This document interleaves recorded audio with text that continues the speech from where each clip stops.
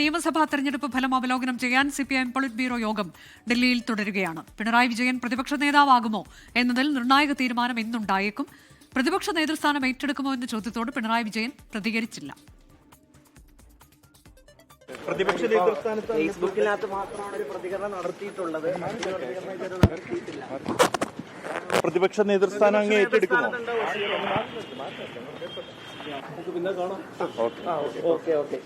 വഴി വഴി വഴി വഴി ബൽറാം നെടുങ്ങാടി വിവരങ്ങളുമായി. ബൽറാം, യോഗം തുടരുകയാണോ? അനുജ, യോഗം തുടരുകയാണ്.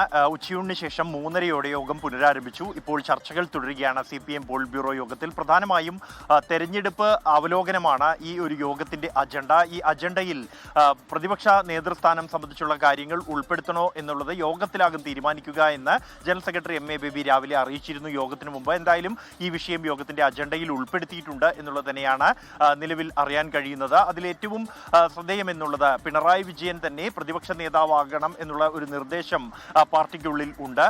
അതാണ് ഗുണം ചെയ്യുക. പ്രത്യേകിച്ച് കഴിഞ്ഞ 10 വർഷം സംസ്ഥാനത്ത് സർക്കാരിനെ നയിച്ച് ഈ തിരഞ്ഞെടുപ്പിൽ LDF-നെ നയിച്ച നേതാവ് തന്നെ പ്രതിപക്ഷ നേതാവായി മാറുമ്പോൾ അത് ഗുണം ചെയ്യും എന്നുള്ള ഒരു നിലപാടുണ്ട്. എന്നാൽ പിണറായി വിജയൻ അത്തരത്തിൽ ഒരു പ്രതിപക്ഷ നേതാവാകുമ്പോൾ അദ്ദേഹത്തിന്റെ ഘടകമാണ് അക്കാര്യത്തിൽ ഒരു തീരുമാനമെടുക്കേണ്ടത് പോളിറ്റ് ബ്യൂറോ. ഒപ്പം തന്നെ 75 വയസ്സ് എന്ന പ്രായപരിധി അത് പാർട്ടി നേതാക്കൾക്ക് പദവിക്കായി നിശ്ചയിച്ചിരുന്നു പാർട്ടി നേരത്തെ.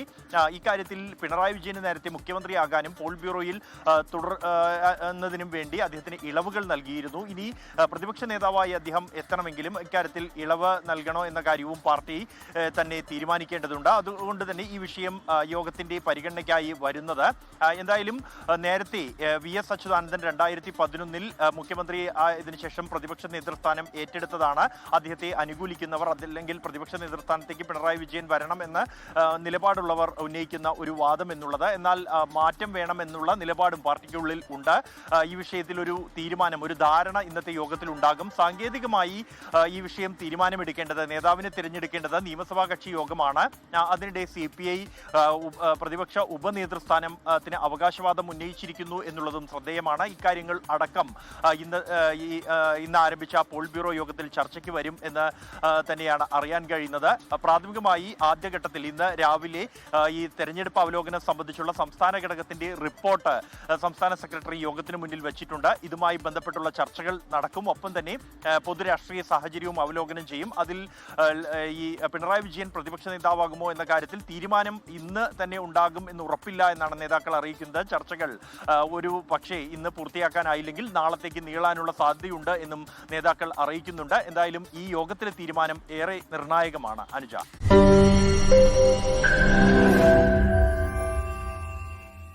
ലോകത്തെവിടെയായാലും ഏത് സമയത്തും 24 വാർത്തകളും ഓഗ്മെന്റഡ് റിയാലിറ്റി പാക്കേജുകളും എക്സ്പ്ലെയിനറുകളും വിശദമായി കാണാൻ ഞങ്ങളുടെ YouTube ചാനൽ നിങ്ങൾക്ക് സബ്സ്ക്രൈബ് ചെയ്യാം.